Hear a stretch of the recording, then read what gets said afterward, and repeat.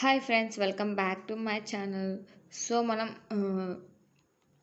హిస్టరీలో most important topic అయిన బౌద్ధ మతం గురించి ఈ వీడియోలో తెలుసుకుందామండి. లాస్ట్ వీడియోలో నేను జైన మతం గురించి చెప్పాను కదా. సో ఈ వీడియోలో మనం బౌద్ధ మతం గురించి తెలుసుకుందాం. సో ఫస్ట్ వచ్చేసి బౌద్ధ మతం ఇంపార్టెంట్ అండి ఈ టాపిక్. సో కొంచెం బాగా చూసుకోండి. బౌద్ధ మత స్థాపకుడు గౌతమ బుద్ధుడు.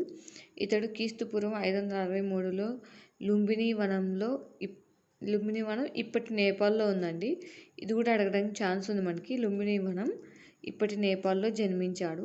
ఇతని తల్లి మాయాదేవి. ఈమె ఎవరంటే కొలియా తెగకు చెందిన రాజకుమార్తె. తండ్రి శుద్ధోధనుడు కపిలవస్తు రాజ్యవంశానికి చెందిన వ్యక్తి. ఓకేనా. తల్లి ఏమో కొలియా తెగకు చెందిన రాజకుమార్తె. తండ్రి శుద్ధోధనుడు కపిలవస్తు రాజ్యవంశానికి చెందిన వ్యక్తి. బుద్ధుడి అసలు పేరు సిద్ధార్థుడు. గౌతమ బుద్ధుని అసలు పేరు సిద్ధార్థుడు. పుట్టిన ఏడవ రోజున తల్లి చనిపోయింది. ఇతనిని మహాప్రజాపతి గౌతమి పెంచి పోషించింది. సో గౌతమి పెంచి పోషించడం వల్ల అతనికి గౌతమ బుద్ధుడు, అతని పేరు ముందు గౌతమ అనేది యాడ్ అవుతుంది అనమాట. ఓకేనా. సో ఇతని తల్లి ఎవరండి? మాయాదేవి. గౌతమ బుద్ధుడు సిద్ధార్థుడు పుట్టిన 7వ రోజున తల్లి చనిపోతుంది. ఇతనిని మహాప్రజాపతి గౌతమి పెంచి పోషించింది. 19 సంవత్సరాల వయసులో యశోధరతో వివాహం జరగగా వీనికి రాహులుడు అనే కుమారుడు జన్మించాడు.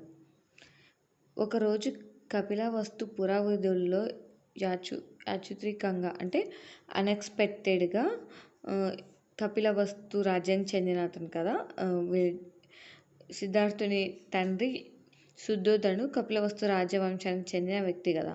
సో కపిలవస్తు పురవీధుల్లో యాదృచ్ఛికంగా అంటే అన్ఎక్స్పెక్టెడ్గా ఎవరిని చూస్తాడంటే బుద్ధుని చూస్తాడు, వ్యాధిగ్రస్తుని చూస్తాడు, మృతదేహాన్ని చూస్తాడు, సన్యాసిని చూసి మనసు చలించి, అంటే మన గౌతమ బుద్ధుడు ఇవన్నీ చూస్తాడండి.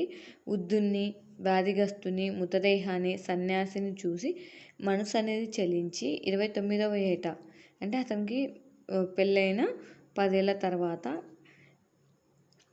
బుద్ధుడు ఇంటిని విడిచి వెళ్ళిపోతాడు. దీనిని మహానిష్క్రమణం అంటారు.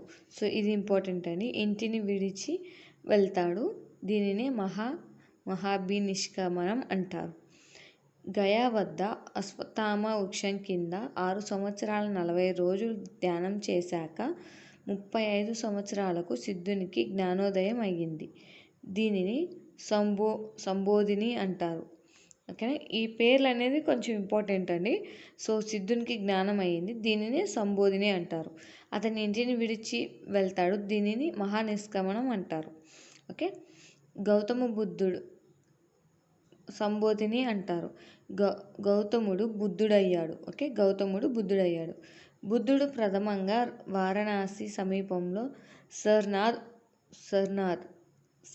ఉత్తరప్రదేశ్లోని జింకాలా వనంలో సహచరులైన 5 బ్రాహ్మణులకు హితబోధ చేయడాన్ని ధర్మచక్ర పరివర్తనం అంటారు. సో అతనితో పాటు ఉన్న 5 మంది బ్రాహ్మణులకి హితబోధ చేయడాన్ని ధర్మచక్ర పరివర్తనం అంటారు. దీనికి గుర్తింపుగా గురు పూర్ణిమ అండి. ఇది గురు పౌర్ణమి కాదు, గురు పూర్ణిమ. ఓకే.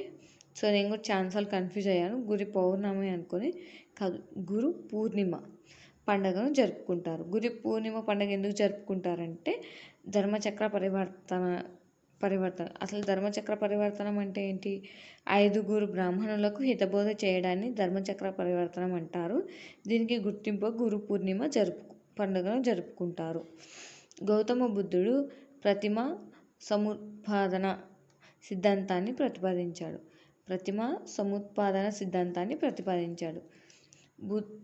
బుద్ధం అను పదానికి అర్థం అక్షరం, జ్ఞానం కలవాడు. ఓకే. బుద్ధం అను పదానికి అర్థం ఏంటంటే అక్షర జ్ఞానం కలవాడు. బుద్ధుని మొదటి మహిళా శిష్యురాలు గౌతమి. ఈ గౌతమి ఎవరండి? ఇతన్ని పెంచిన తల్లి. ఓకే, పెంచిన తల్లి. బుద్ధుడు అంగుళీమ అనే బందిపోటును బౌద్ధమతంలోకి చేర్చాడు. అంగుళీమ అనే బందిపోటును గౌతమ బుద్ధుడు బౌద్ధమతంలోకి చేర్చాడు. ఆమ్రపాలి అనే వేశ్య బౌద్ధమతంను స్వీకరించింది. బుద్ధుడు తన బోధనలను 80వ ఏట వరకు బోధిస్తూ క్రీస్తు పూర్వం 483 వైశాఖ పూర్ణిమ రోజున ఉత్తరప్రదేశ్లోని కుషినగరంలో నిర్యాణం చెందాడు. నిర్యాణం చెందడం అంటే మరణించడం. దీనినే నిర్యాణం అంటారు. మహాపరినిర్యాణం అంటే మరణించడం. ఓకే, బౌద్ధమత ప్రసిద్ధ స్తూపాలు అమరావతి, సాంచి, సారనాథ్ స్తూపాలు. ఓకే, ప్రసిద్ధ స్తూపాలు ఏంటంటే అమరావతి, సాంచి, సారనాథ్ స్తూపాలు. ఆంధ్రప్రదేశ్లో మొట్టమొదటి బౌద్ధాచార్యుడు మహాదేవ భిక్షువు. అశోకుని 13వ శిలాశాసనాన్ని బట్టి ఆంధ్రులు బౌద్ధ మతాన్ని అనుసరించారని తెలుస్తుంది. బుద్ధుడు ప్రజాభాష అయిన పాలీ భాషను బోధన భాషగా స్వీకరించాడు. ఇది ఇంపార్టెంట్ అండి. బుద్ధుడు ప్రజాభాష అయిన పాలీ భాషను బోధన భాషగా స్వీకరించారు. బుద్ధుని ది లైట్ ఆఫ్ ఆసియా జ్యోతి అని ఎడ్విన్ ఆలన్స్ కీర్తించారు. బుద్ధుని ది లైట్ ఆఫ్ వరల్డ్ ప్రపంచ జ్యోతి అని శ్రీమతి రైన్స్ డేవియన్స్ కీర్తించింది. బుద్ధుడి గురువులు వైశాలిలో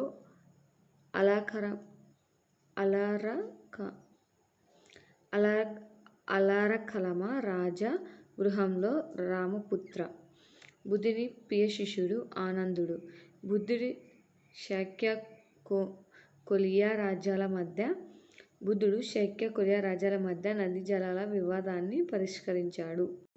బుద్ధుని జీవితంలో జరిగిన 5 ముఖ్య సంఘటనలు.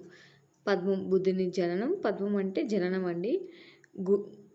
గుర్రం అంటే మహాభినిష్క్రమణం, ఇంటిని వదిలి వెళ్ళుట. బోధివృక్ష జ్ఞానోదయం, దాన్ని సంబోధిని అని కూడా అంటారు. చక్రం, ధర్మచక్ర పరివర్తన. స్తూపం, మహావీర్యం అంటే మరణించడం. ఓకే, పద్మం, గుర్రం, బోధివృక్షం, చక్రం, స్తూపం. బౌద్ధమత సూత్రాలు. ఆర్య సత్యాలు. ప్రపంచమంతా దుఃఖమయం.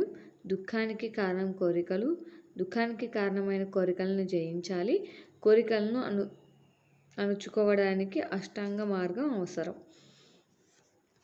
అష్టాంగ మార్గాలు పాటిస్తే మానవుడు తన దుఃఖాన్ని నిరోధించవచ్చు అని వివరించారు. అవి సరైన దృష్టి, సరైన లక్ష్యం, సరైన వాక్కు, సరైన క్రియ, సరైన జీవనం, సరైన చర్య, సరైన ఆలోచన, సరైన ధ్యానం.